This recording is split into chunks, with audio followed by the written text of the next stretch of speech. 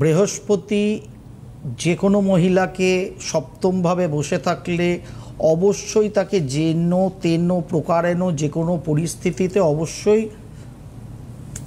চুলের মুঠিটা ধরে বাঁচিয়ে রাখবে। সেই অমৃত বর্ষা বৃহস্পতি লগ্নতে করে, ফলে সেই জাতিকাকে অবশ্যই কোনো না কোনোভাবে সেফগার্ড করবে পরিবেশ পরিস্থিতি অনুযায়ী। কিন্তু স্থান হানি করে জীব, জীব মিন্স বৃহস্পতি, দিয়া তালে অন্ধেরা।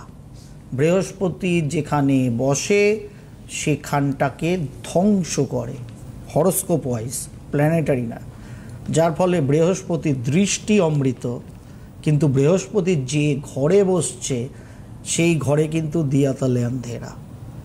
একজন মহিলার সপ্তম ভাবস্থ বৃহস্পতি মানে পার্টনারের ঘরে বসছে, সুতরাং ধ্বংস কোথায় হচ্ছে? আমার লাইফ পার্টনারের ঘরটা, মানে আমার বৈবাহিক দাম্পত্যের ঘর, সেখানটাকে জুপিটার কিন্তু নষ্ট করে ফেলছে।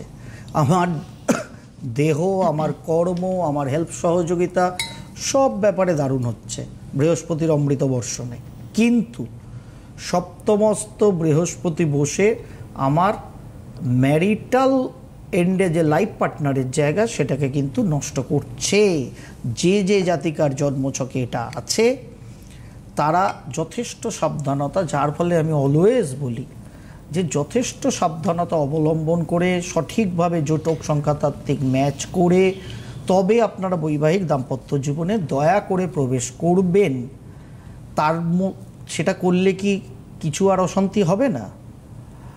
দেখুন, আপনার কপালে গত জীবনে হয়তো আপনি আপনার লাইফ পার্টনারকে খুব জ্বালিয়েছিলেন, সেই জন্যে না এই জীবনের ব্যালেন্স শিটে, মানে ওপেনিং ব্যালেন্স শিট তো এই জীবনের আমাদের জন্মছকটা, প্রথমেই সেই জায়গাটায় নেগেটিভ ইফেক্ট দেখায়।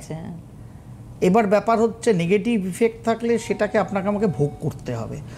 আপনি যেটা পারি জ্যোতিষ সংখ্যা তত্ত্বের হাত ধরে যথাযথভাবে বৈবাহিক দাম্পত্য জীবনে প্রবেশের জন্য যদি ম্যাচিংটা করি, অন্তত ওই নেগেটিভিটিটা বহুলাংশে আমরা কমাতে পারি একদম। সুতরাং সেইটাকে ভেবে বৈবাহিক দাম্পত্য জীবনে যার ফলে প্রবেশ করা উচিত।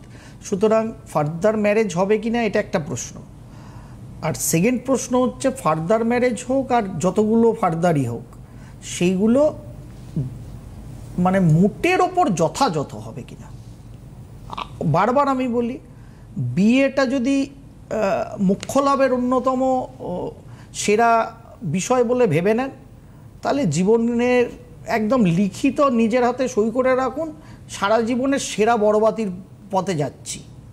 আর যদি ভাবেন একটা দাম্পত্য এমন গড়ে তুলবো আমার লাইফ পার্টনার যে হবে তার সাথে, যেটা একটা সুখী দাম্পত্য হবে, সেখানে স্বামী স্ত্রী ভবিষ্যতে সুস্থ সুন্দর সন্তানাদি পরিবার পরিজন সকলকে নিয়ে একটা দাম্পত্য তৈরি করব, মানে যেখানে ধনের বৃদ্ধি হবে, ওয়েলথের বৃদ্ধি হবে, যার ফলে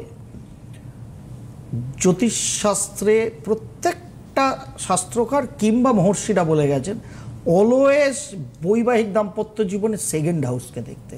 সেকেন্ড হাউস মানে খালি রিলেটিভ না, হুইচ ক্রিয়েট ওয়েলথ, এবং সেকেন্ড হাউস হচ্ছে সেভেন্থের অষ্টম, যেটা সেভেন্থের আয়ু মৃত্যু স্থান।